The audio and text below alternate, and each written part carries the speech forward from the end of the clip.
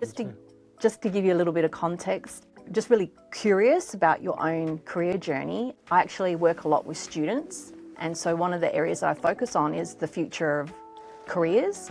So yeah, I just have a couple of questions for you, and I'd love to hear what you think. So the first question is, if you could tell us a bit about your own career journey and how you landed your preferred career destination. And we know it's never an end destination, it's a journey. So we'd really love to hear your story. I trained as an architect, and I only picked architecture because I was relatively good at social sciences. Then I did further maths, physics, and sort of all that sort of stuff, and then just realised, well, actually I got bored of that, and then did architecture, and I didn't understand a clue of architecture for the first 2 years. What interested you in that area? Indiana Jones by any chance? No, just contrarian. Okay. Just being contrarian to what I was learning and just exploring. And I think, so for me, the kind of pivotal moment was sort of a question I was asked by a professor. I turned around and said, what's the future of the city? And as soon as that question was asked, I could sort of start to think about the world. I didn't understand, why is a line going into the forest by Mies van der Rohe beautiful? I was like, who cares? Or why is a square window more beautiful than a round window? I didn't philosophically understand it. But I think when that question was asked, I then got into a lot of the philosophy, got into sort of theories of like the power of shadows and praise of shadows, and that was a kind of seminal book for me, although it's obviously culturally very problematic. And this is through your university experience? Through my university experience. To open that door for you? Open that door. And I think the first thing I'd say is that the power of the university is not the lecturers. The power of the university is the infrastructure for thinking. So if you are not self-educating yourself in a university, you're missing the point. Okay, good one. Right. So what do you think the role of educators are then? I think the role of educators is to provoke and challenge. And did you feel like you got a lot of that happening? Yeah, I did. And I got a lot of what I would say, a lot of provocation in a good way. And I was in constant disagreement with my professors, and that is great. We don't see that enough. And I think it's because we've become over-compliant on a theory of value rooted in assessment. Mm-hmm. And, my experience was that you have to see the credentialing as a byproduct of extraordinary thinking rather than the goal. And I think we become over-focused on the credentials as opposed to the quality of your own thought and engagement. Do you feel that industry also has that perspective as well? And there's this whole conversation where industry are constantly telling us that we haven't got the graduates that are job ready. What's your thinking around that? Do you think they are really landing on that idea, or is there something that industry can do more? Is there a partnership? What's your thinking about the future of careers? I mean, so in a kind of simple way, I'd say that I was external examining a different university, and one of the students said, what can I do with my CV? And I was like, you think we look at CVs?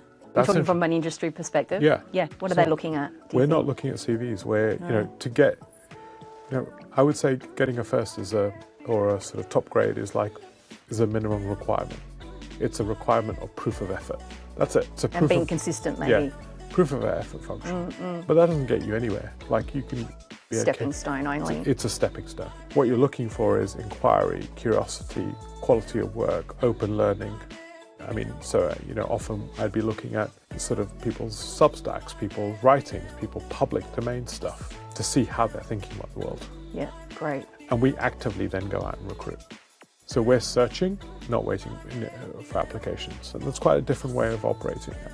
I also think we're looking for posture. I think too often students are in what I'd call a compliance model. And so they'll say, we like you, we appreciate you. And I'm like, so what? I'm not interested in that. What I'm interested in is what's your inquiry? I'm interested in what's your thesis on the world and why that's interesting. Which I think is a timely conversation to have, especially now that we're thinking about the future in different ways, and we have AI now, which has really disrupted not only how we educate and why and to what purpose, but also in terms of recruitment for employment, right? And that, in a sense, kind of connects to your areas of the future. Everyone can write a good application. So you got to, that human-centric self. Well, human and inquiry posture level, have you made stuff? So we often talk about, have you made anything in the world? I don't care whether it's your kitchen or whether it's a bike. Have you had a posture of doing stuff? Or have you only been in a posture of analysis? right? And so most university courses are great at building analysts, but analysts are only really good in a complicated world. They're not great in a complex world. So there's a kind of shift from how do you become participants in a complex world as opposed to analysts in a complex world. Rather than just a bystander. Right. Yeah. And too many people are very good at doing an analysis, and usually a synthetic analysis. It's not even, there's no understanding of the soft nuances into those landscapes. And I think there's a fundamental question, and an epistemic question that's, arriving to universities, because I think the question I've got a young boy, he's 17, he's looking at universities, and he was like, don't want to do a reading degree. I can do a reading degree at my home.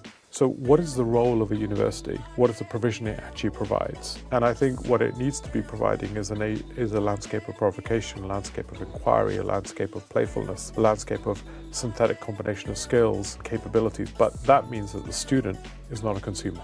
So what are you telling your 17-year-old son that you've learned from your own experience in terms of if only you knew, and now you know the terrain is very different? What are some of the key tips you're telling your 17-year-old son when it comes for him making, good choices that are thinking about, we can't just think about tomorrow, we've got to think about 5, 10 years ahead now, right? So it's really been an interesting conversation with him, because we've gone from this idea of the choice is engineering degrees or philosophy. Or not.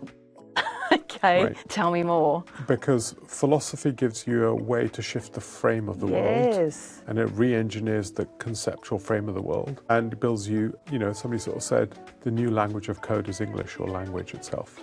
Because the precision of language shifts the derivative forms of how you instruct. I don't think I've seen too many engineering graduates that had a philosophy major, right? Right. How awesome would that be? And I think that's going to become more and more critical, Yes. because unless you can actually think at first principles level, Yeah. it actually becomes very Then difficult. how do you become innovative? Yeah, and the second part is, I think, most of our work is politics. Okay, yeah. So- Let me in on that. I'm not quite sure what you mean. So you could argue that one of the core skills that you need to have is the construction of politics towards ideas. Okay. So, Which is coming from philosophy, right? which is coming from philosophy, which Yeah. is like, how do you get 5 people to agree on something? Yeah, go right? on. That is a piece of everyday Yes. politics. How do you engineer those politics for change is a multi-agent capacity. Human, machine, ecological systems. I think the political engineering is going to be a key capability. And do you think you're good at that? Like, is that something you've learned over your career, and perhaps not some of the career choices you've made? Is that skill development in that area? I wish I was a hell of a lot better. I think we all do, right? Right. The fact that you want to be better, I think, is a great mindset to have. Yeah, and Well, we don't talk about mindsets enough. And I think we often talk about skills. We Frankly. think like generic skills. We don't really unpack it beyond that, do we? Exactly, and this is where mindsets are. I'm pretty confident that I could learn anything I wanted to do if I needed to, but it's a capability to learn and unlearn. Yeah. So for example, I often sit in rooms and somebody will say, I sat in a brand and marketing room, and they were all talking, and I said, can you just ask how many followers you have on TikTok and individually? And they all turned around and said they were just insignificant. And I said, okay, so you're advising on brand and marketing, and you have no visceral experience of how to do this. Wow. So before we wrap up, Yeah. what I'd like to ask you now is, can you give maybe 3 top tips? Imagine a classroom of students that are studying a topic around career development, identity formation, branding, what it means to have a career that's purposeful, thinking about the future.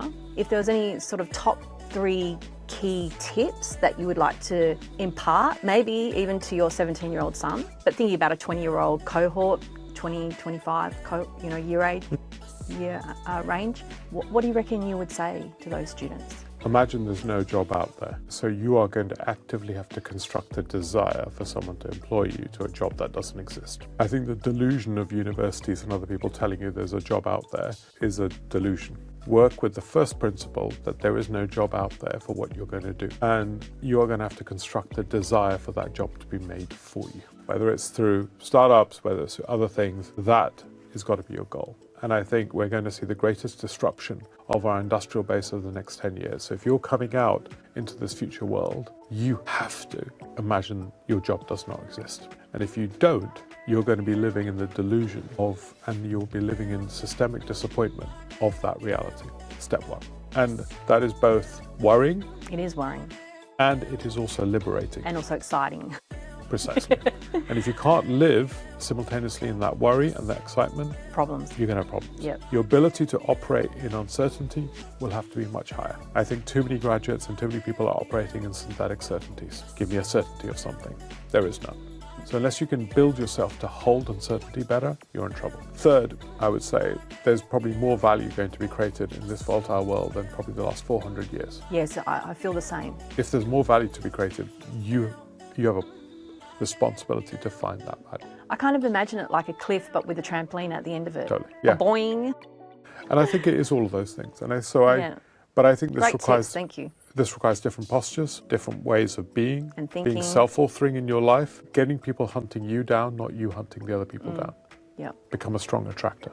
And I think purpose too, right? I think when you don't have purpose that's beyond yourself, I think it can get dangerous. You don't agree with that? No, I do. I find I've never been a goals person, right? I've never sat there and said, I'm going to go to number 10, I'm going to do this. I don't believe in that stuff. Because I think actually what you have to have is curiosity, and what you have to have is the exploration of the adjacent possible. I started in architecture and went all the way through to allocation of capital and all sorts of things. And it's because you work in the adjacent possible. And the adjacent possible is an unfurling of the world around you, but you've got to be curious enough and to be able to perceive value and operate into that way. So I'm usually get worried by people who come in and say, I'm going to do this in 10 years. I know, it's not going to happen. Precisely. It's amazing where we all end up. Exactly. And Our you've got journeys to are so enjoy unique. it. And you've got to enjoy it. Yeah. Well, thank you so much for the Pleasure. interview. I think my students are going to love it. So thanks, Indy. Pleasure. Thank you for your time. Cheers. Thank you. Cool.